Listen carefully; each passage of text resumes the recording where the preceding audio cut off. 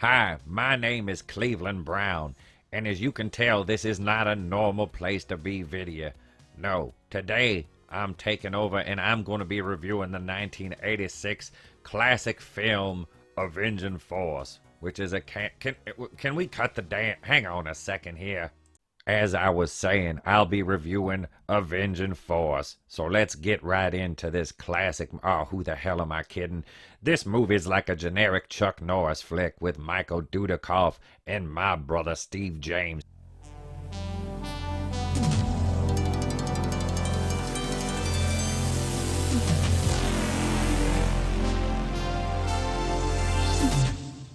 As I said before, Avenging Force was released September 12th, 1986, and was directed by Sam Furstenberg, whose other credits include such classics as American Ninja, Breaking 2, Electric Boogaloo, which is one of my favorites.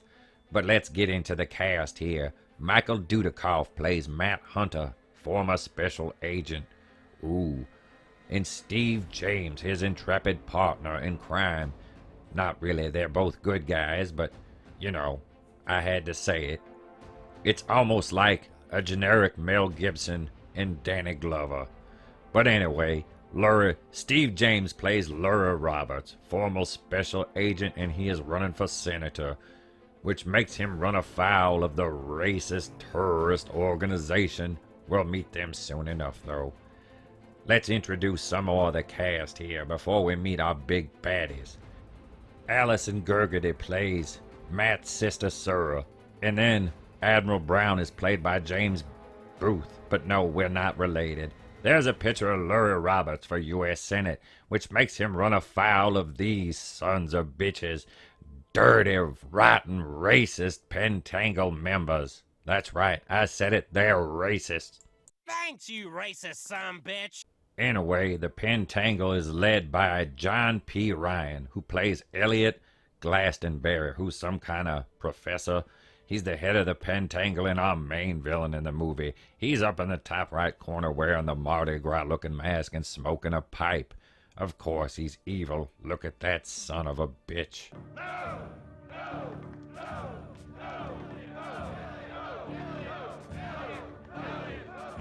So that's their leader, Elliot Glastonbury. Now the rest of the crew. Commander Jeb Wallace is up in your top left corner. He looks like Crocmaster from G.I. Joe, but gay. Then, your eyes wide shut party wearing mask fool down there in the bottom left is Charlie Laval. We'll see his face in a little bit. And the last member of the main Pentangle Inner Sanctum is Wade Delaney, wearing the mask in the bottom right corner. So it's notable to mention that Wade Delaney is also running for U.S. Senator, right against Lurie Richards. You guessed it, that's why he has run afoul of the Pentangle. Well, that and they're racist. So our movie starts with them chasing these two fools through the swamp. And just to show you how big of assholes they are, they kill these two saps early on in the movie. Look at these morons getting choked out and stabbed. Kinda pathetic, isn't it? So that kind of gives us the basic plot of what the movie is. A senator is targeted by the Pentangle, a right-wing paramilitary group. His pal, a former CIA agent and martial artist, tries to help him. They kidnap the agent's sister, try to hunt him down, most dangerous game style. My. This is a great game, boys. Oh gee, if you think this is such a great game, I can't wait to find out what else you do for fun, you freaking weirdo. I mean, who actually acts like this? Gentlemen, to the Pentangle Hunting Fraternity. And it's here we meet Matt's annoying little sister, played by Allison Gurgity. To the best of my knowledge, she has never acted again. Which, given her performance in this movie, and I hate to judge child actors, is probably a good thing.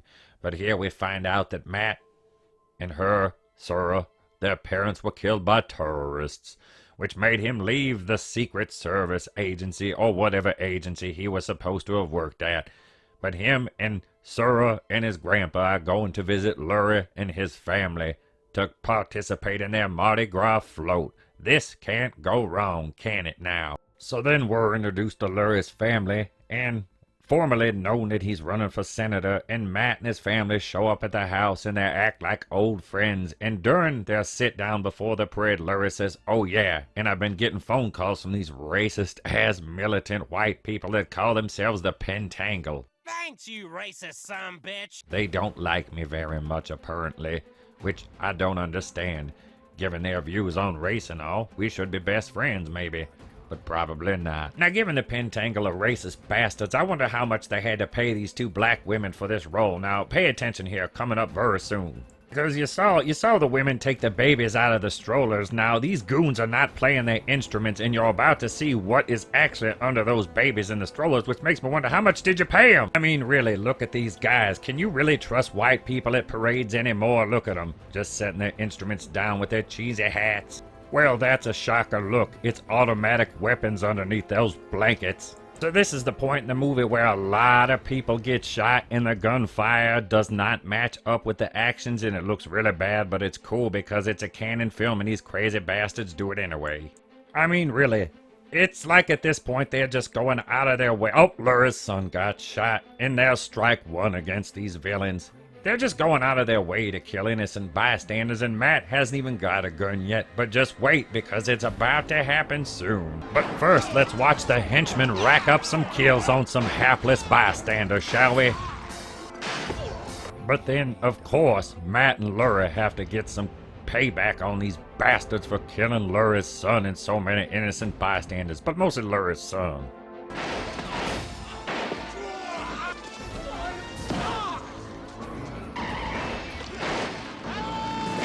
So after the carnage of the parade, Parker, who organized it for the Pentangle, gets away from Matt, which is surprising because he looks like the guy that got ripped apart in Friday the 13th. He doesn't really fit in with the Pentangle. He's kind of like Peter Lawford was to the Rat Pack, if you understand that reference. You know, wasn't really fit in with the group, but just kind of they let him hang out because he was pathetic anyway. So, Matt loses him. He escapes. But then we're taken to a scene with a martial arts demonstration. It looks like the Pentangle Clubhouse. Oh boy, a bunch of white supremacists hanging out fighting with sticks. Glastonbury gives himself a nice little racist nationalistic speech on the fears of immigration and everything else that these dummies are afraid of happening. So we're fully established that the 1980s knew how to make villains. It wasn't today, like in these movies, if I get on my soapbox for a minute, when they try to make the bad guys all relatable and funny and shit. No, you hated these assholes right from the start. They were a bunch of pricks. But back to our duo of Lurie and Matt. Now, Matt and his family go to the Richards home, which has been graffitied with, of course, you guessed it, more racist slurs, thanks to the Pentangle supporters. So he has his agents clean up the house while they're working to find out what happened. So he meets with Admiral Brown in a safe house to discuss what's going on with this damned Pentangle and Lurie's run for senator.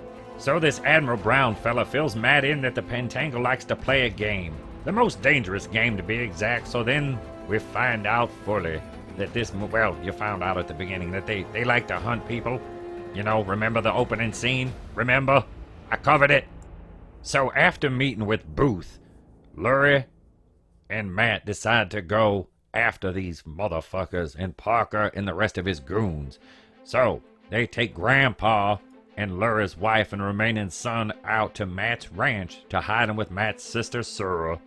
Put them out there and keep them safe. Then Matt and Larry slip away from the Secret Service guards or whoever the hell these clowns are. We'll find out just how effective this quote-unquote protective services is. Well, let me spoil it for you. It'll be coming up soon, but they're fucking worthless. That's right. Absolutely worthless. They're about as effective as stormtroopers in trying to kill Ewoks. The only thing they could ever shoot is Jawas.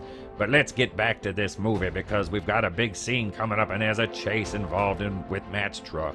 Then we're treated to a chase in a shipyard where Matt and Lurie are in Matt's truck. Yes, this lifted up GMC Square Body 1985. Of course they are. And where is it that they find these henchmen? Look at this guy. He's wearing fucking khakis and a button-up shirt all tucked in, getting ready to get kicked in the face. That's right. Lurie is about ready to beat the living shit out of this guy. And I know what you're thinking at this point. Y'all thinking to yourself, where's Matt? Why isn't Matt killing any nameless rabble of goons? Well, guess what? Matt's getting ready to kill Jason fucking Voorhees. That's right, Michael Dudikoff kills Jason. First, let's join Lurie as he finishes this fucking idiot in the khakis off once and for all. This beating already in progress. Oh yeah, I said Matt was gonna kill Jason fucking Voorhees, didn't I? Well, if you look on the IMDb page, this right here is Kane Hodder getting killed by Michael Dudikoff. Not very Jason Voorhees-esque if you ask me. Look at him laying dead on the ground. Seems like a tough break. All your friends are dead. Now let's get back to Glastonbury because, well, after this mess, he is not going to be too happy with Mr. Parker, don't you think? I think so. Go back to Parker and Glastonbury. Glastonbury's mad because Parker fucked up and he shoots him in the gut and then Parker cries like a little bitch.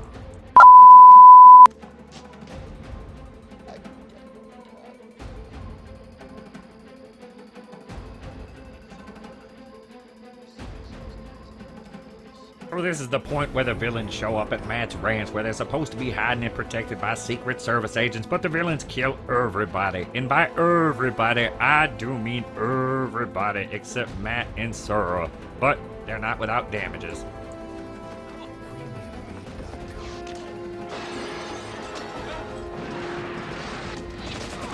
After killing everybody, the Pentangle invites Matt out for a game of hunting in the woods. Now, that's after they take his sister Sora, and after they shoot him down off the roof in the funniest scene in the entire movie. Let's watch, shall we?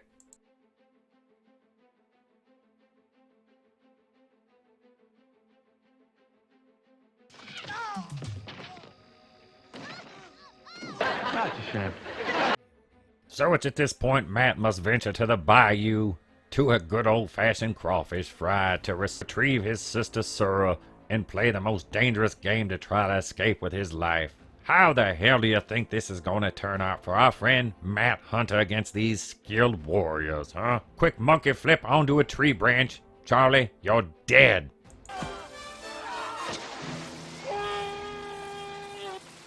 Hey Jeb, how do you like playing with that crossbow? Well, if you like it so much, how about we introduce you to it up close and personal, courtesy of Matt Hunter?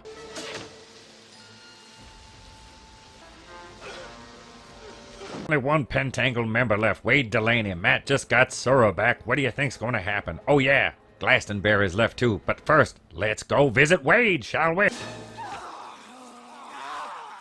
Remember this scene at the beginning of the movie where Glastonbury popped out from under the water and choked this man to death? Remember that? Do you?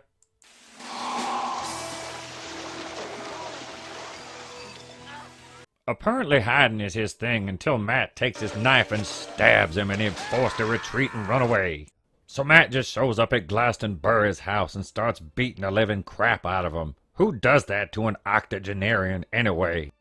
But Grandpa was not having it as he started choking out Matt, and that's where we get this scene, that's right. All Glastonbury wanted to do was have dinner with his white supremacist buddies without this guy trying to fucking choke him out. But that couldn't happen. I bet you're wondering how I got here. Well, it's a long story. It all started when I kidnapped this guy's sister, only because he wouldn't let me kill his buddy, who I didn't like because of the color of his skin, because he was running for Senate against one of my buddies. And that's the story of how Matt avenged his best friend Lurie and his family and everybody else that died. That is the Avenging Force. And that's basically it. Matt shows up at the safe house, all beat to shit, lets him know he's alive. He's got his sister Sora. They're all safe. Except they may be set up for a sequel with Booth the Admiral being the bad guy, but we never found out because Golden Globus ran out of money and we never got the sequel. Overall, I gave this movie a 4 out of 5, outside of the fact that they killed the black guy off way too early in the movie. I do believe that they redeemed themselves by making Michael Dudikoff be the Avenging Force. Get it? That's the title. I'm Cleveland Brown, and this has been my review of Avenging Force. Please join me next time, won't you? Hope you enjoyed the video. Just a little bit of break from the norm, of course. There's all the places you can find us on social media. Instagram, Facebook, Twitter. Past podcasts available on Anchor, iTunes, Spotify, coming soon to Blog Talk Radio. Be sure to check back in right here at the channel tonight, 8:35 Eastern, for The Place to Be Reviews, episode number 86. That's right, closing in on that 100 mark. Who's on the show tonight? Tune in, 8:35 Eastern, find out. Have a great day and a pleasant tomorrow.